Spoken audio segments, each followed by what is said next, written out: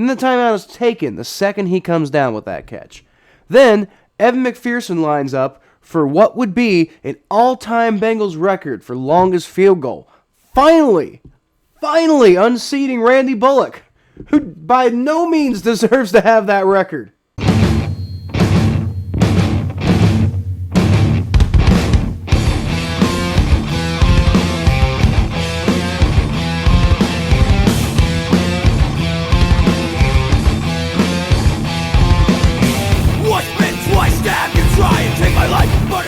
Welcome to the Jungle, Bengals fans.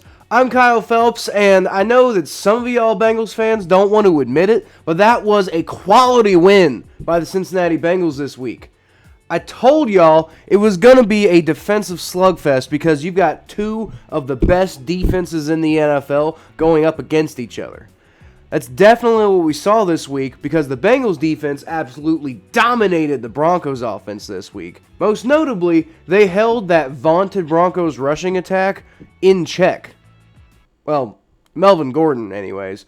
Javonte Williams was actually still pretty difficult to deal with, but the point is that they held them together pretty good. But at the end of the day, they only allowed 10 points. That's actually the lowest point total that they've allowed all year, tied with both Pittsburgh games.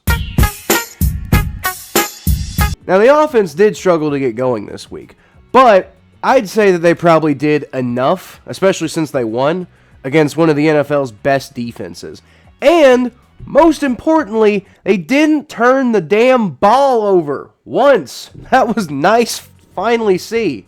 Yeah, Jamar Chase only catching one pass for 3 yards during the whole game, and the whole team waiting until the third quarter to score a touchdown, that's not great.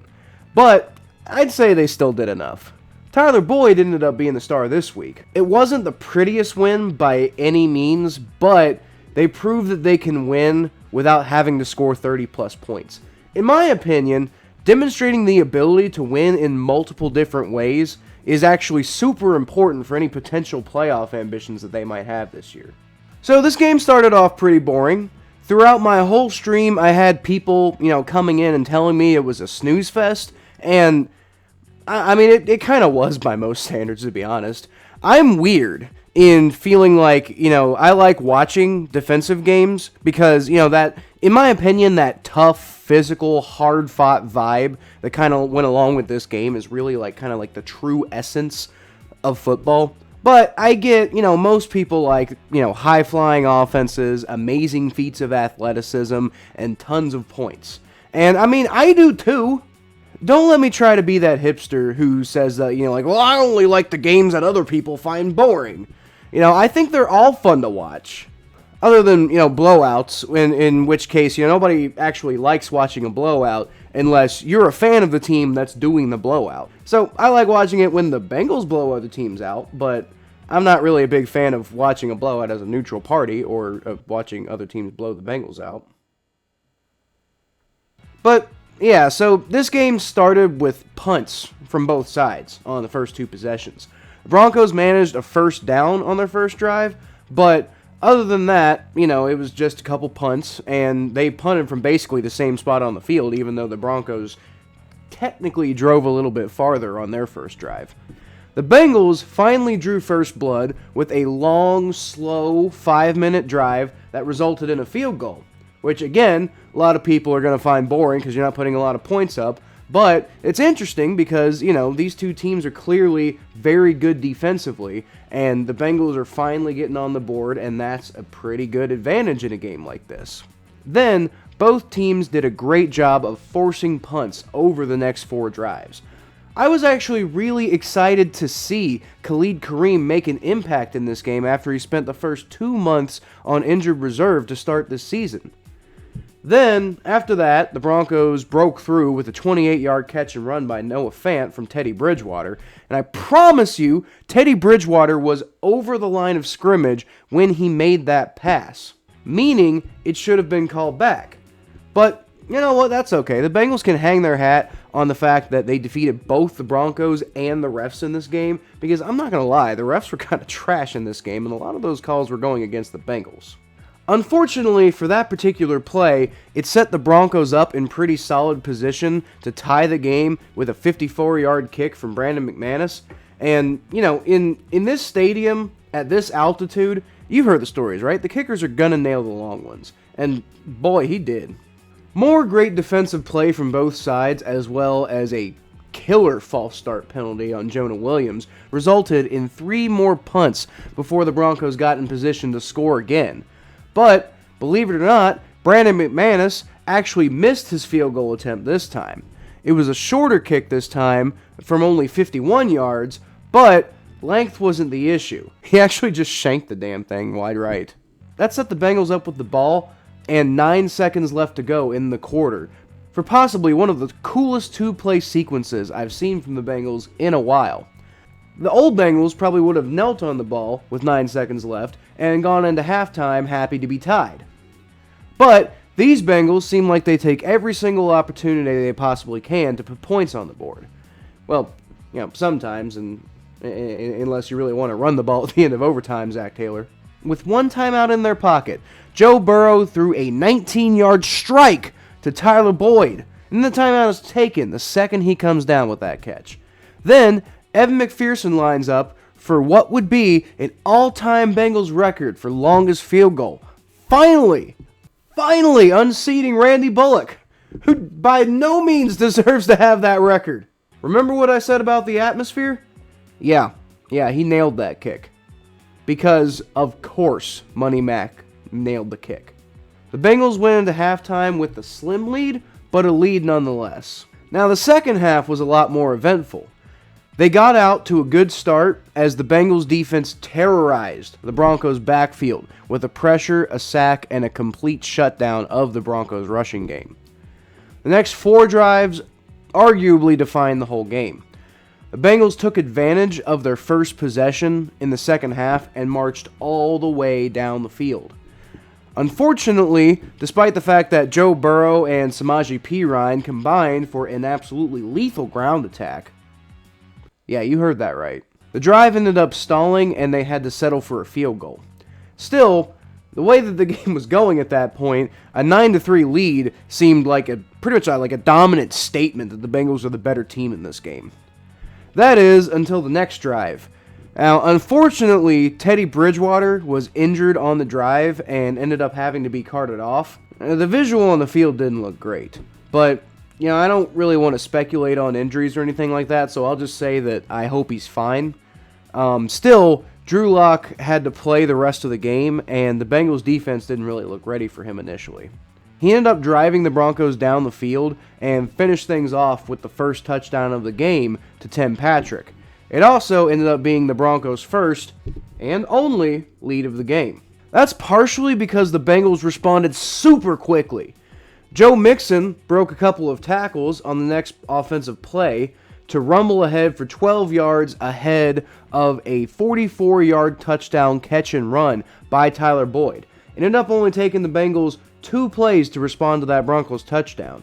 Usually, it's been Jamar Chase making those huge kind of momentum plays this year, but not this week. And it's just really nice to know that it doesn't have to be him. If he's not going to be available to have a big play during the game, that they have other guys who can do that.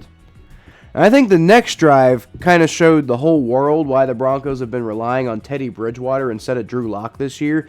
Even though Lock did seem better prepared to drive the Broncos down the field, he made some big passes, like that 24-yard pass to Alfred Okbeweganon immediately after the Broncos lucked out on an overturned fumble. But he was also inaccurate for most of the drive. And honestly, he largely got the Broncos down the field off of fluky plays, and then there was this one really questionable defensive pass interference on Eli Apple. Now, you can go watch my reaction to it live. I'm freaking out while this is happening. I'm like, he wasn't even 5 yards near the guy. How was this defensive pass interference? I still don't understand. I would still like an explanation. But luckily for the Bengals, Khalid Kareem showed up one more time tonight to yoink that ball straight out of Lock's hands, right as it looked like the Broncos were poised to retake the lead.